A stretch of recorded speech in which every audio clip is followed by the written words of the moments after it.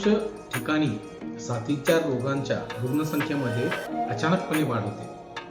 हीच वाढ आपल्याला दरवर्षी महाराष्ट्रात देखील पाहायला मिळते. तशीच साथ किंबहुना आत्ता देखील सुरूच आहे. त्यामध्ये प्रामुख्याने म्हणजे डेंग्यू आणि मलेरिया.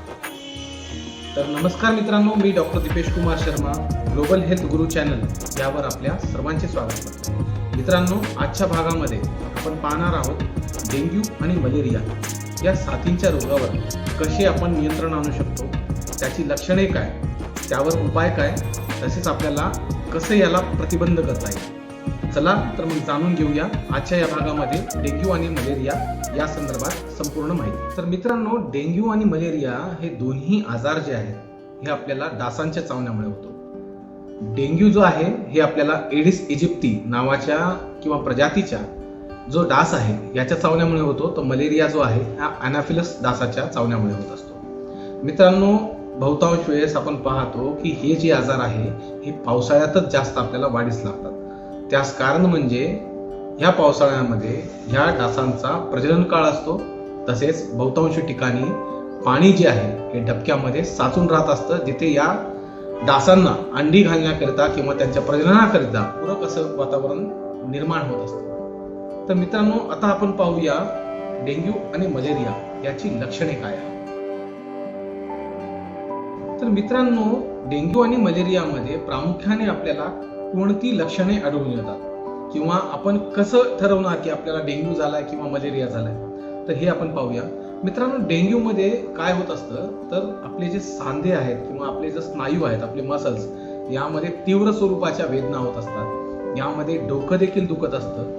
तसेच शरीरावर बारीक पुरळ देखील येत असतात.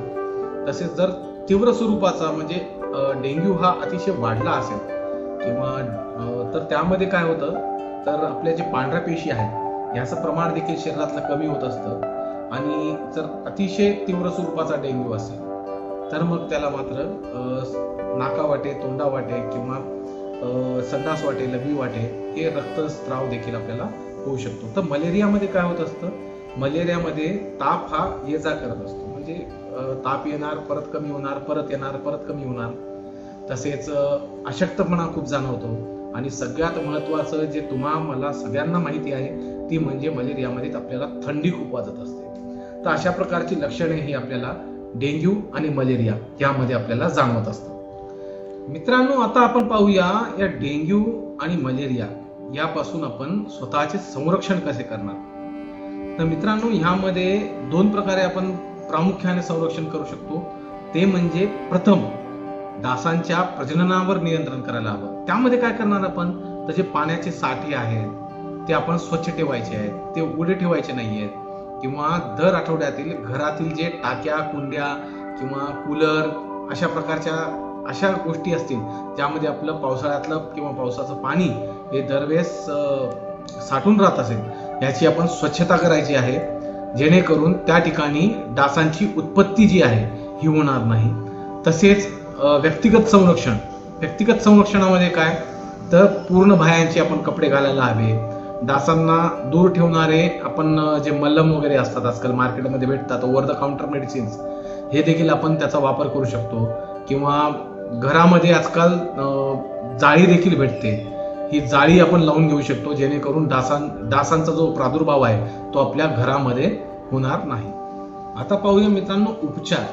तर सर्वप्रथम मित्रांनो, मला असं वाटते की डेंग्यू आणि मलेरिया याची लक्षणे आपल्याला जाणवू लागली तर आपण सर्वप्रथम आपल्या जवळील डॉक्टरांशी संपर्क साधावा आणि त्यांच्याकडून योग्य तो उपचार करून घ्यावा. मित्रांनो, डेंग्यूसाठी सद्यस्थितीमध्ये कुठलेही विशिष्ट असे औषध नाही, परंतु ओव्हर द काउंटर मेडिसिन्स किंवा डॉक्टरांच्या सल्ल्यानुसार आपण पॅरासिटामॉल वगैरे तापीसाठी किंवा आपल्याला ज्या ज्या लक्षणं उद्भवत आहेत त्या लक्षणांसाठी आपण विविध प्रकारची औषधेही घेऊ शकतो. आणि जास्तीत जास्त पाणी पिणं हे आपल्याला डेंग्यूमध्ये अत्यंत आवश्यक असतं. आणि मलेरियासाठी मित्रांनो, मलेरियासाठी विशिष्ट प्रकारचे उपचार आपल्याकडे उपलब्ध आहेत.